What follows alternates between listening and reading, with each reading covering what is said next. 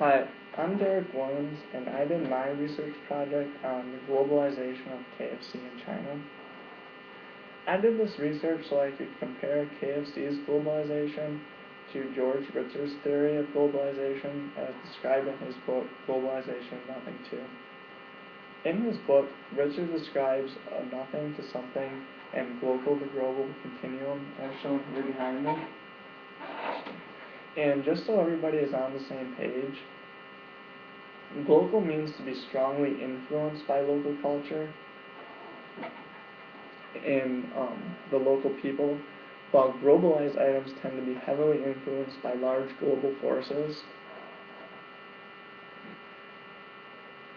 Whereas on the something to nothing end, somethings are defined as one-of-a-kind unique items that may be only found in one specific location, and nothings are culturally devoid and are generally can be bought or found worldwide. Based on this continuum, Ritzer says that as items and companies globalize, they tend to shift away from the global and something end, where they generally start, and shift towards the global and nothing end of the scale.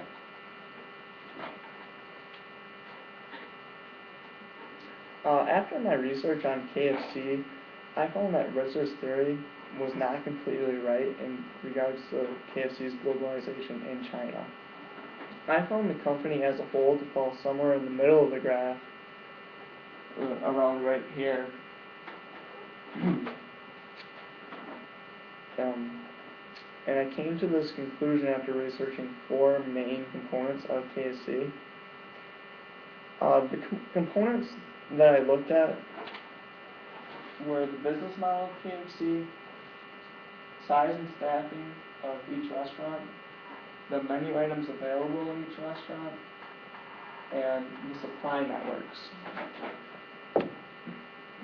I'd like to start out by talking about KFC's business model. In the United States, many fast food restaurants are highly franchised, and according to the article Franchising in China, Legal Challenges When First Entering the Chinese Market, the researchers found that 88% of the KFC restaurants in the United States are franchised. However, when KFC entered the Chinese market, franchising was an unfamiliar business model, and the company struggled to find franchisees to open restaurants for them. To deal with this situation, the company began to open a large amount of corporate-owned restaurants. And since the company owned such a large amount of the restaurants, they had a strong influence of what happened in those restaurants, such as the decor, the menu items, staffing. So I would consider that really global because there really was no local influence.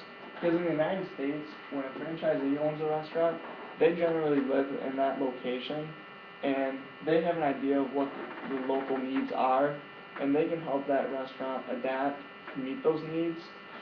And so, United States KFC kind of are towards the local end, but the KFCs in China are definitely more towards the global end because the company has such a large influence on such a large portion of restaurants. And so I'm going to put this mark here,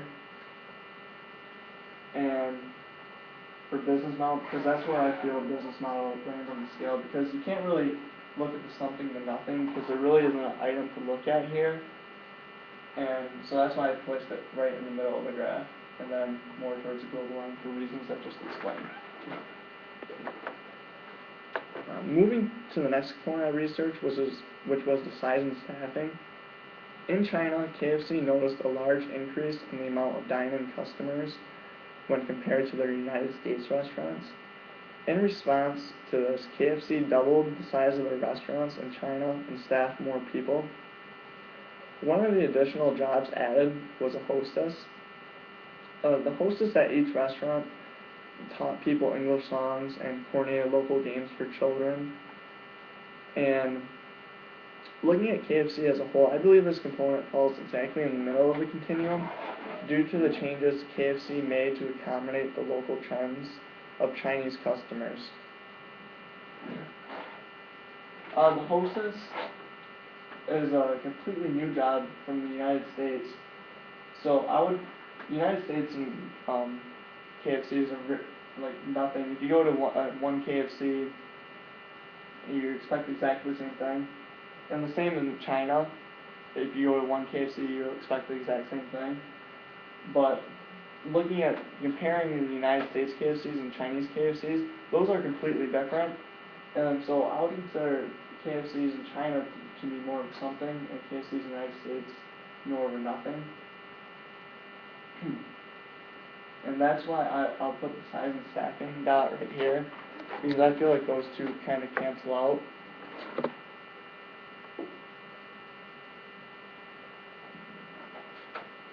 And this is also an example of Ritzer's idea of cultural hybridization, which simply is the mixture of cultural elements from different cultures in different parts of the world. In this case, KFC influenced the consumer by introducing fast food in a friendly environment, while the consumer responded to this by patronizing KFC. But in contrast to American customers, they stayed inside of the restaurant longer to enjoy the atmosphere and to enjoy their food. The next component to be discussed is one that I found to highly contradict Ritzer. This component is the menu items in each restaurant. According to the article, a study of the food crisis and national and global challenges of fast food in China, the researchers mentioned that out of all the Western fast food chains that have globalized into China, KFC has gone the farthest to modify their menu to meet the taste of the new Chinese customers. Although original recipe chicken is still on the menu at all restaurants in China, Chinese KFC offer a wide variety of foods that are not available in the United States. Some examples of this that I found were really interesting are lotus roots, bamboo shoots, egg tarts, and soy milk drinks. And I feel like these additions to the menu make KFC in the United States and KFC China highly different from each other, which leads me to believe KFC is more of a something. But which really convinced me that KFC's menu items are something is that in each city in KFC, the company has developed different sauces to be sold in those restaurants. And they found that in some of the restaurants, the customers there felt the food was too bland. So KFC developed some spicier sauces so those customers were satisfied. But in other cities, they found the foods to be too spicy. So KFC introduced some sweeter sauces there.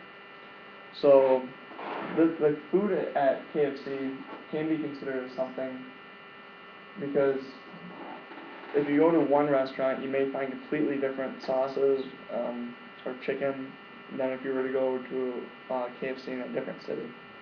And because of this, I'm going to place this circle right here for menu items.